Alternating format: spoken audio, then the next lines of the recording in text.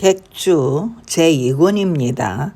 아내였던 여자와 그 동거인에게 처절한 복수극을 벌리고 상주에 가서 돈을 구해 오마고 채돌과 천봉삼에게 굳은 약속을 했던 조성주는 돌아오지 않았는데, 뜻밖에도 그는 그 강경 가는 길 근방의 연산장에서 보이가 아니었고, 오다 가다 만난 동무 이용익과 길속에랑 함께 있었는데요.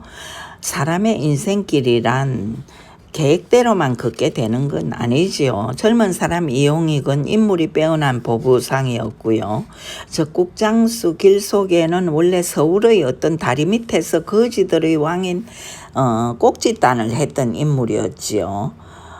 거짓말뿐 아니라 옳은 말도 듣기 좋게 잘하고 보고 들은 것도 많아서 나름 박식하며 수완이 좋았어 어딜 가나 제 한 몸은 살아남을 수 있는 그런 인물이었지요. 조성주는 그런 그들과 새로운 복수극을 계획하고 있었는데요. 이런저런 얘기를 나누는 내용인즉슨 원래 그는 그 송파에 사는 새살주, 즉 소거강꾼이었는데요. 세전을 주름 잡는 사람이었죠. 어느 해 경상도 우시장에 내려갔다가 장마에 갇혀서 곤욕을 치르다가 돌아와 보니 젊은 계집은 달아나고 항소 30마리까지 없어지고 말았는데, 중놈이 송만치랑 눈이 맞아 달아난 걸로만 알았던 그가 이를 뿌덕뿌덕 갈면서 문경세제 꼴짜기로 찾아가서 처절한 복수극을 벌리고 나서 새롭게 안 사실은 애초에 계집을 차지한 건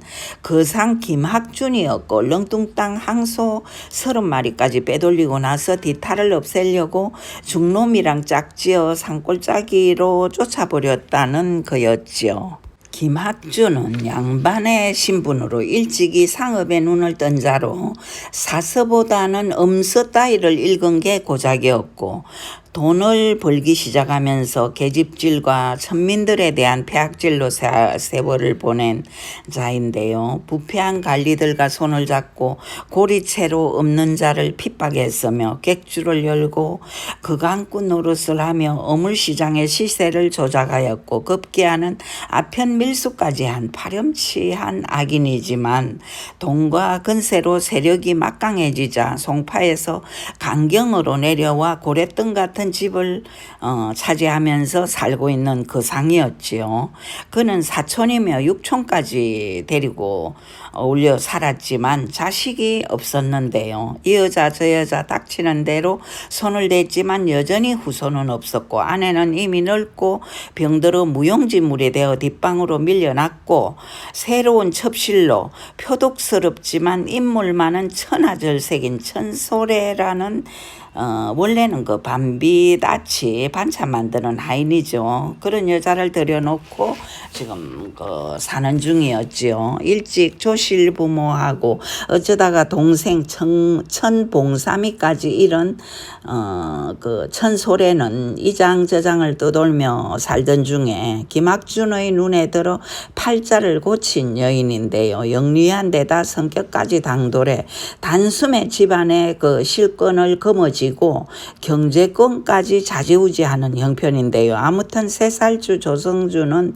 그런 그 속사정까지야 몰랐지만 김학준의 악행에 대해서 원한이 뼈에 사무쳐 복수의 칼을 갈고 있는 셈이지요. 때마침 김학준의 60살 한갑잔치를 한다는 소문을 들은 조성준, 길소개를 양반으로 꾸미고 나귀에 태운 다음 이용익은 종놈으로 둔갑시켜 의육으로 선물까지 마련해서 김학준의 집으로 찾아가는지인데요. 들은 풍을은 있어서 목욕 재개하고 양반의 옷차림까지 하고 나니 제법 그럴싸한 모습의 그 길소개를 안으로 들여보내고 자기는 바깥 사랑채 근방에서 얼쩡거리지요. 나기 위엔 부담농까지 얹혀 있었는데요. 흔히 옷이나 물건을 실어 나를 때 쓰는 작은 농작이었으므로 특별히 눈을 끌 이유란 없었지요.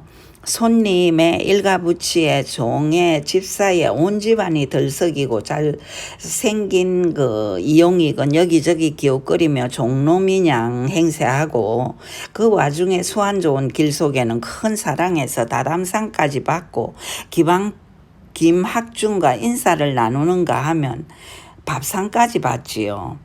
원래 양반이란 배가 고파도 허겁지겁 먹는 법이 없었으며 국물을 소리내어 마시지도 않으며 반찬이고 밥이고 남김없이 먹는 법이 없었건만, 나오는 반찬마다 고급스럽고 진기해서 길 속에는 상류의 음식을 작살내고 있었는데요. 곁에서 밥상을 받아 점잖게 먹고 있던 양반이 비아냥대듯 한마디를 하는데요. 많이 시장하셨던 모양이구려. 그 바람에 이제 시비가 상한 길속에랑 시비가 벌어지고 민망해진 김학준이 달랠 겸 해서 술상을 따로 받아 대작을 하게 되는데요. 이때를 놓칠세라 주인을 뒤뜰로 살살 꼬여낸 그 달구경하자면서요. 길속에는 대밭에 숨어서 기회를 엿보고 있던 조성준에게 김학준을 넘기게 되지요. 건방을 어슬렁거리던 이용익이 합세하고 순식간에 김학준을 기절시킨 조성준은 부담롱 안에 그를 담아서 미친 듯이 나귀에 싣고 달리지요. 워낙 순식간에 일어난 일이라 아무도 눈치는 못 챘지만, 그래도 함께하면 위험할 수 있으니 각자 길을 달리해 도망치던 그 납치자들은 시간이 흐르면서 종들과 가솔들에게 쫓기게 되고, 이용익과 길속에가 혼선을 주는 바람에 결국은 부담롱을 나귀에 실은 조성준만 멀리 달아나게 되지요. 그 바람에 이제 표적이 되어 쫓기던 길 속에는 도로 김학준의 집담을 넘어 뒤의 대밭으로 뛰어드는데요. 밖에 그 소란 속에서 한 여인이 오줌을 누는 장면이 포착이 됩니다. 김학준의 집에서 같이 사는 운천댁 아시죠? 서방은 김학준과 사촌 관계고요.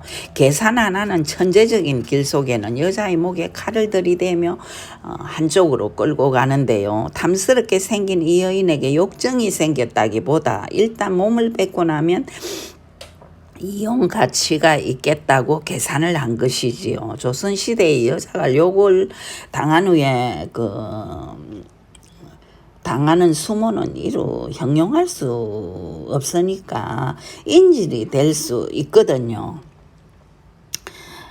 그래서 이제 그날 밤에 그 여자를 범한 그 길 속에는 여자를 그 급박해 한밤에 천소래의 방에 침입을 합니다.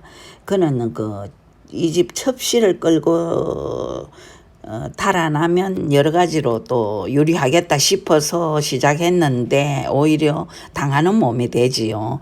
종들에게 헛간으로 끌려간 길 속에는 거기서 먼저 끌려온 이용익을 보게 되고, 결국 관청으로 가게 되어 죽는구나 탄식을 하는데, 종들을 데리고 나타난 천소래는 사납게 설치면서 욕까지 해대고 난폭하게 나오는 길 속에의 내 손가락을 작두로 잘라버립니다. 그녀는 왜 가나에 넘기지 않고 그런 짓을 했을까요? 김학준이 워낙 깡랄한 자인지라 납치가 알려지는 순간 대려 약점이 드러날 거라는 걱정 때문에 이 대담무상한 여인은 이 방법을 택한 건데요. 손가락이 잘리면서도 길 속에는 김학준의 행방에 대해서 발설을 않는데, 그날 밤 집안 한 구석에선 불까지 나고 결국 그녀는 두 놈을 풀어주고 뒤를 밟아 김학준의 행방을 찾는 것으로 결론을 냅니다. 밀명을 받은 종복 몇 놈과 함께 장옷을 뒤집어 쓰고 두 사람 뒤를 밟는 천소래.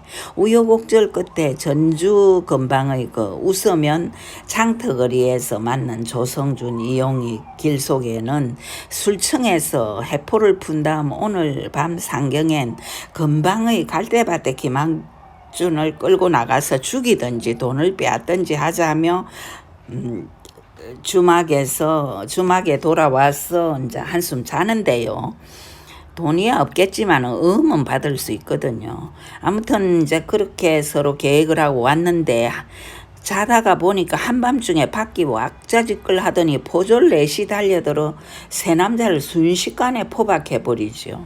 그리고는 골방 한 구석에 숨겨져 있던 김학준을 구해내는데요.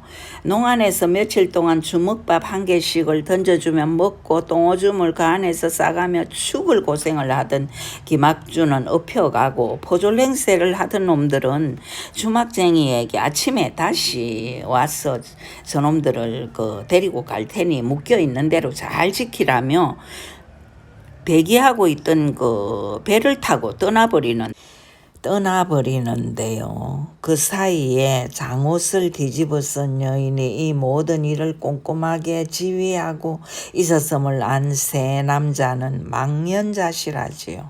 기는 놈 위에 나는 놈이 있다는 건 망고불변의 진리인 걸까요? 길 속의 손가락을 잘라 일시에 조막손을 만들어버린 이 대담무쌍한 여인은 그들의 뒤를 밟아 늙은 서방을 찾아내고 멀쩡한 남자 셋을 바보로 만든 거지요. 닥쳤던 개꼴이 되어버린 세 남자는 그쯤에서 다시 헤어져 나중에 일단 구례장터에서 만나기로 모의를 합니다. 거기서 이 차전을 전개하겠다는 거지요. 약속을 마친 세 사람은 일단 뿔뿔이 흩어지는데 길 속에는 어쩐 일인지 도로 김학준이 있는 강경으로 되돌아갑니다. 그의 개나리 보찜 속엔 주막쟁이에게 얻은 장떡, 편육, 집신, 한도 한자로 무명 두필이 있을 뿐인데 그는 왠지 의기양양해서 밤을 지새우며 날아가듯 김학준 집의 건방으로 숨어들지요. 그리고 자신이 짓밟았던 운천댁을 찾아가지요. 언제인가 오실 거라 믿었다며 얼굴을 붉히는 운천댁. 마침 서방님은 일주일 예정하고 출타 중이라며 안방에까지 그를 끌어들이는데요. 죽으면 죽고 살면 살고 대담무쌍하고 뻔뻔한 길 속에는 그날 밤 비단 금치미에 들어눕지요. 그리고 그들 두 남녀는 정사를 하게 되는데요. 원래 양반의 계집이 하청민 남자에게 혹하게 되면 돌아서기가 어렵다고 하지요. 샌님 같은 양반 서방님에게 사랑을 받아보았자 별난 것도 없는 터인데 천하의 잡놈인 그러지 꼭지 땅까지 해먹어 세상 이치에 도통한 길 속에는 음탕하기 그지없어서 양반아씨의 육체에 진작부터 불을 질렀고 그녀는 자기가 잘 모르는 엄밀한 어떤 신세계가 있다는 것을 알아버린 거지요. 가늠한 자에게 인간의 존엄성 따위는 논할 게 못 되지요. 남편 출타 중에 안방에까지 남자를 끌어들인 여자이면 그 음란함도 극에 달해 있다고 봐야죠.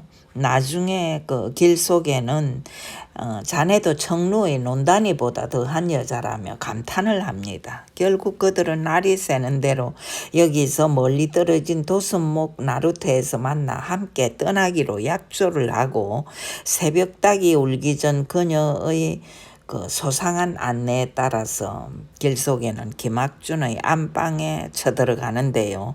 집신발로 나타난 그를 본 천솔에는 기절초풍을 하지만 김학준은 몸져 누워 시체 같은 모습이 되어 있고 법은 멀고 주먹은 가까우니 어찌합니까? 길 속에는 조성준이 우리 행수이니 나는 심부름을 왔다. 두 번 다시 얼씬조차 않을 테니 돈 3,000냥을 내놓으라. 협박을 하지요. 눈앞에서 칼을 들이대는데 무슨 수가 있을까요? 죽는 것보다는 돈 주는 게 낫다 생각한 천솔에는 다시 뒤쫓을 궁리를 속으로 해가며 엽전 3,000냥을 치마폭에 싸서 내어주지요. 그걸 어깨에 걸머진 길 속에는 그 위에다 배자를 껴입고 운천대가 약속한 장소에 나가는데요. 변복을 하고 보따리를 인 운천댁은 이미 도선목에 나와 있는 참이었지요. 충분한 싹스를 주겠다며 배사공을 포섭한 두 남녀는 뱃길 따라 먼 곳으로 흘러가는데요. 눈치가 빠르기로 고양이 같은 이 남자는 배를 강 중간쯤으로 끌고 가선 수작을 걸지요. 화적질에 온 돈을 가지고 있는 것 같으니 반반씩 나누자고요. 시비 끝에 배사공을 찔러 죽인 길속에는 손수노를 저으며 손살같이 가다가 억새밭 근방에 시체를 버리지요. 그 꼴을 본 그 여자는 기가 막혀서 살인자요 사기꾼이요 천하의 잡놈인 이 사내에게 오만정이 다다나서 항의를 하는데요. 왜 함부로 사람을 죽이느냐고. 안면을 바꾼 길속에는 그때부터 이년아 저년아 갖은 욕설을 해대며 나 같은 놈과 살아서 무슨 희망이 있느냐 무태 내려줄 테니 본서방을 찾아가라면서 야료를 부리지요. 악은 결국 악에게 다시 물리게 되고 악행의 끝은 지옥일 뿐이라는 걸 여자는 안 걸까요? 그녀는 종래 입을 다물고 결국 두 남녀를 태운 배는 군산포 쪽으로 기세 좋게 흘러가고 구례장터에 나타나지 않은 길속에 대한 온갖 풍문을 들은 조성준과 이용익은 기가 막힌 심정이 되지요. 이미 자신을 이용해 돈을 횡령하고 양반 여자까지 달고 떠난 길속의 힘을 감지하는 조성준. 그 와중에 김학준이 기어코 세상을 뜻하는 소문까지 듣게 됩니다. 대굴 같은 집 만금 재산을 누구에게 맡겼을까 모두들 궁금해하지만 자식을 낳지 못한 그에게 아내가 있다 한들 늙고 병들어 뒷방에서 죽어갈 뿐이고 이미 모든 재산은 첩실 천솔에게 넘어간다고 세상은 떠들고 있지요. 결국 그렇게 되는 것을 왜 그렇게도 극악을 저지르며 불을 축적했을까? 그것은 남은 자들의 넋두리일 뿐. 아무튼 김학준의 거창한 장례식으로 강경은 또 한 번 뒤집어지고 배 타고 떠나가던 조성준과 이용익은 가적대까지 만나가며 길속의 뒤를 쫓는 것으로 제2편은 끝이 납니다. 악연의 시작과 그 끝, 인간의 악행에는 반드시 대가가 따른다는 것. 작가는 이 책에서 보부상뿐 아니라 탄간오리, 색주가, 강대, 사당패, 종놈, 첩실, 무당, 하적대에 이르기까지 이 땅에 살았던 모든 하청민과 범법자까지 등장시켜서 그들의 삶의 궤적, 그들 나름의 계율과 민속법, 언어에 이르기까지 박진감 넘치게 천착해 나가는 특별한 문학세계를 보여주는데요. 적어도 글을 읽는 동안만큼은 마치 그 시대를 몸소 사는 듯한 느낌을 독자들에게 갖게 해줍니다. 정확한 고정, 예상을 뛰어넘는 호방한 서토리의 전개, 흥미로웠고 놀랍기도 했습니다. 시청 감사드리고요. 다음엔 다른 종류의 책이나 영화를 리뷰하겠습니다.